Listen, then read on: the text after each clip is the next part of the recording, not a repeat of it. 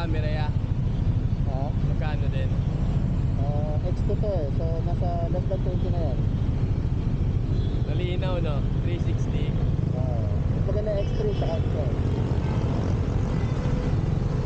Pero kung may budget ka, pwede na to. Pero pag ganyan, hindi naman siya maalog pag nasa video na. Di na. Ito naka-on yung stabilizer mo.